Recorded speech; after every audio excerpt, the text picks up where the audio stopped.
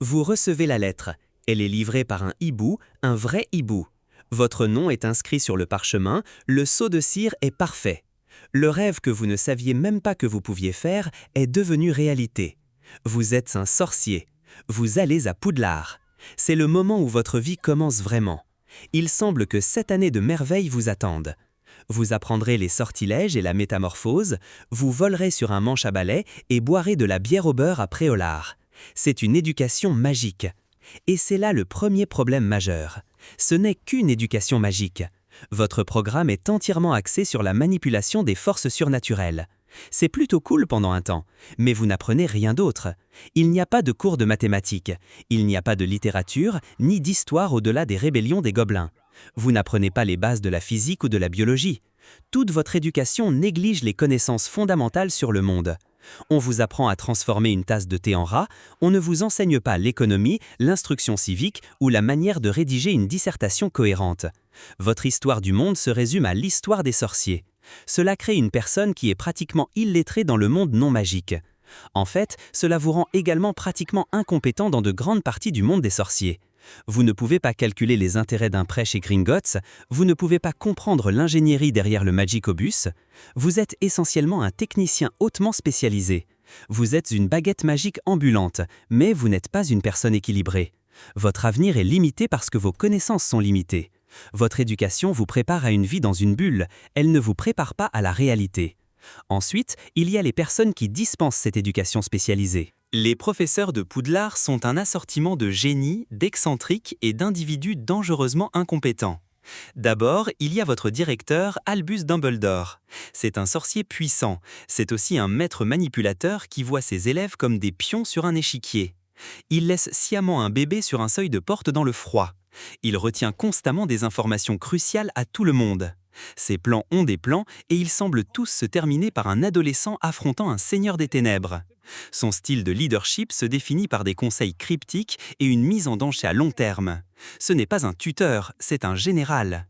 Votre maître des potions est Severus Rogue. C'est un brillant créateur de potions. C'est aussi un professeur aigri et abusif qui pratique un favoritisme flagrant et le tourment psychologique. Il harcèle les enfants. Il se moque d'un élève de 11 ans parce qu'il ne connaît pas la théorie des potions de niveau supérieur. Sa méthode d'enseignement est la peur. Il n'y a aucune justification pédagogique à son comportement. C'est juste un homme cruel à qui l'on a donné du pouvoir sur des enfants. Et le directeur le permet. Dans n'importe quelle école fonctionnelle, Rogue serait renvoyé dès le premier jour. À Poudlard, il obtient un poste de titulaire. Ensuite, il y a le problème du poste de défense contre les forces du mal. Il est objectivement maudit. Ce n'est pas un secret. Tout le monde sait que ce poste est un véritable carrousel de désastres. Votre premier professeur de DCFM est possédé par le sorcier maléfique même dont il est censé vous parler. Il essaie de vous assassiner. Votre deuxième professeur est un imposteur célèbre qui est doué pour les sortilèges d'amnésie et rien d'autre.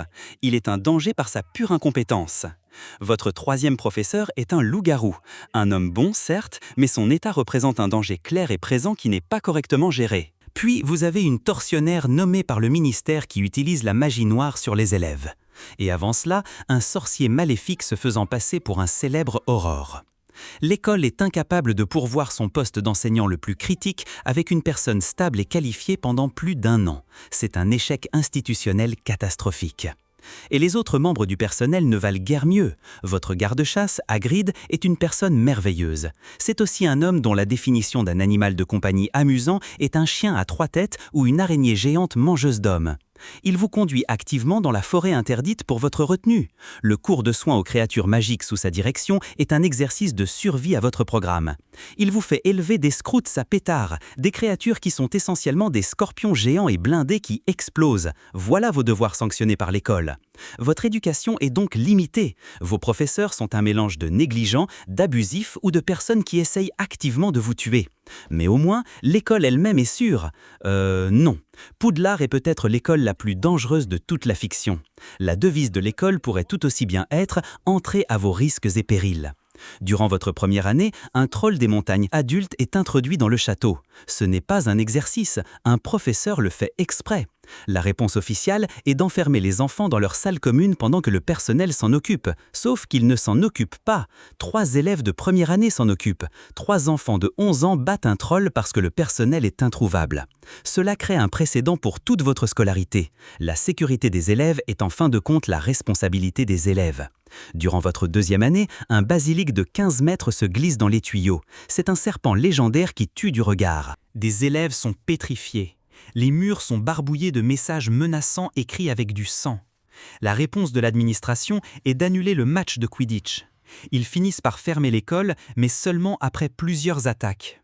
Encore une fois, le monstre n'est pas vaincu par le personnel puissant et expérimenté. Il est vaincu par un garçon de 12 ans avec une épée et un oiseau magique. L'école a un monstre dans sa plomberie.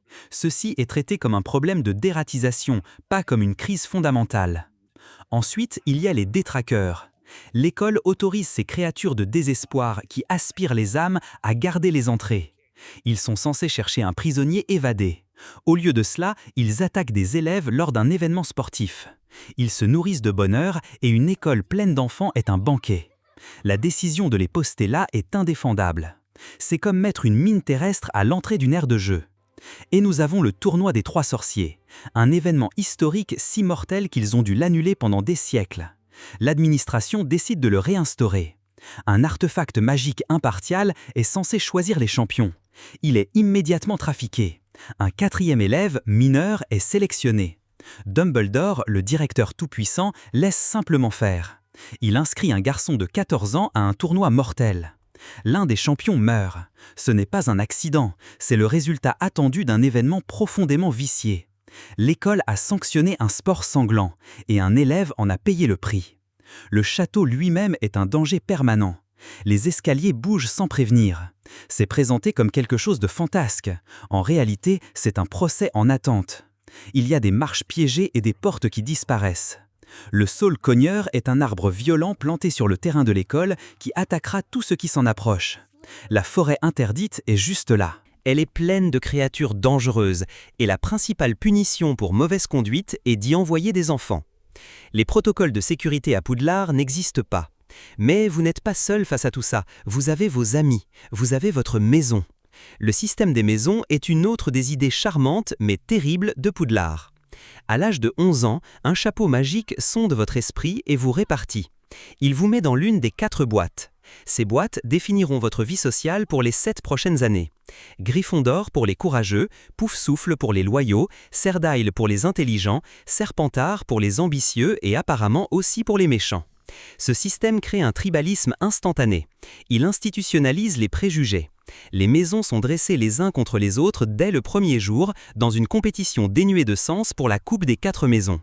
Il encourage la rivalité et la méfiance. La maison Serpentard est ouvertement associée à la magie noire et au sectarisme, depuis des générations. Et l'école ne fait rien pour y remédier. Elle laisse simplement un quart de ses élèves être ostracisés et stéréotypés. Imaginez être un enfant de 11 ans réparti à Serpentard. Vous êtes immédiatement marqué. La répartition est une déclaration publique de votre identité profonde avant même que vous ayez eu la chance de la former. Cette ségrégation affecte tout. Vous mangez avec votre maison, vous dormez dans le dortoir de votre maison, vous suivez la plupart de vos cours avec votre maison. Tout votre cercle social est prédéterminé. Cela décourage les amitiés intermaisons. Cela crée une mentalité « nous contre eux » qui est activement nuisible.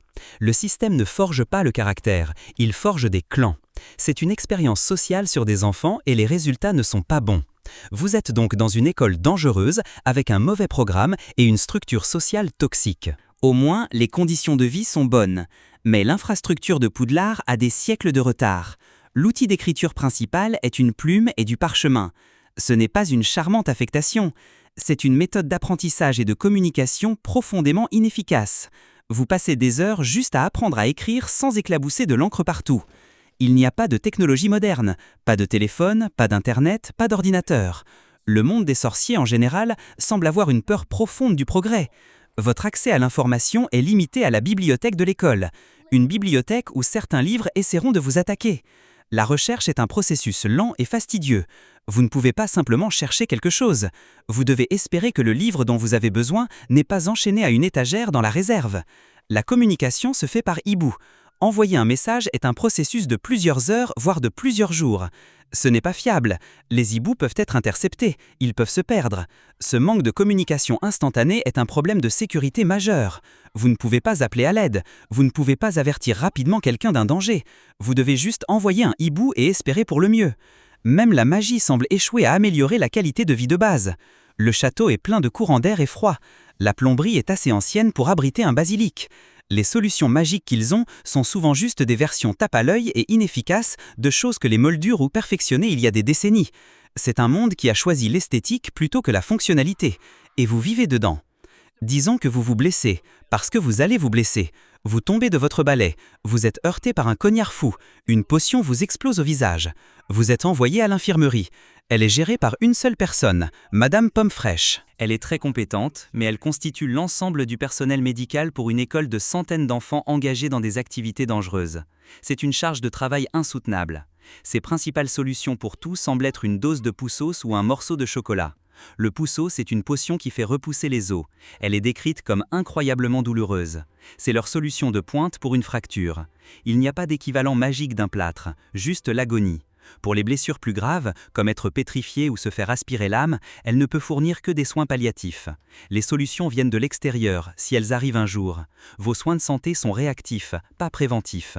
L'école a un terrain de Quidditch, mais apparemment aucun programme de bien-être. Il n'y a pas de soutien en santé mentale. Les élèves font face à des traumatismes, à la pression et à la menace constante de la mort. Il n'y a pas de conseiller, il n'y a personne à qui parler. On attend de vous que vous vous débrouillez. L'ensemble du système médical est basé sur le rafistolage des blessures physiques après coup. Il ignore tout le reste. Ensuite, nous devons considérer le système de justice et de discipline à Poudlard. Il est arbitraire et tyrannique. La principale forme de discipline est l'attribution et le retrait de points aux maisons. Ces points sont distribués à la seule discrétion des professeurs. Rogue peut enlever 50 points à Gryffondor parce qu'il n'aime pas le visage d'un élève. Dumbledore peut attribuer 170 points à la dernière minute pour s'assurer que sa maison préférée gagne. Le système est une farce. Il vous apprend que les règles sont fluides et que l'autorité est absolue. Les retenues sont encore pires. Les punitions ne sont pas standardisées. Elles sont souvent cruelles et inhabituelles. Une professeure force les élèves à écrire des lignes avec une plume qui grave les mots dans leurs propres mains en utilisant leur sang. C'est de la torture, ce n'est pas de la discipline. Ceci est signalé à l'administration et rien n'est fait pendant très longtemps. Une autre punition courante est d'être envoyé dans la forêt interdite. La forêt dont la caractéristique principale est d'être interdite, parce qu'elle est pleine de choses qui peuvent vous tuer. La réponse de l'école à l'infraction des règles est d'envoyer des enfants dans une situation potentiellement mortelle. Ce n'est pas une conséquence logique, c'est une mise en danger institutionnelle. Il n'y a pas de procédure régulière. Un élève peut être accusé d'un crime et faire face à l'expulsion sans une enquête appropriée. La parole d'un professeur fait loi. La parole du directeur est parole d'évangile. Vous n'avez aucun droit, vous n'avez aucun recours. Vous êtes soumis aux caprices des adultes puissants qui vous entourent. Cela ne vous apprend pas le respect de la loi. Cela vous apprend la peur de l'autorité. Donc, après 7 ans de tout cela, vous obtenez enfin votre diplôme. Vous avez survécu. Vous avez un aspect en sortilège et une note décente en métamorphose. Et maintenant, quelles sont vos perspectives d'emploi? Votre éducation vous a préparé à un très petit nombre de carrières au sein d'une économie minuscule et isolée. Vous pouvez travailler pour le ministère de la magie. Cela semble être le principal employeur. C'est une bureaucratie pléthorique et inefficace. Un endroit où l'ambition et les préjugés l'emportent souvent sur la compétence. Vous pourriez devenir un joueur de Quidditch professionnel. Une carrière qui a une durée de vie très courte et un risque élevé de blessure. Vous pourriez ouvrir une boutique sur le chemin de traverse. Cela nécessite un capital que vous n'avez probablement pas. Vous pourriez devenir professeur à Poudlard et perpétuer le cycle de la misère.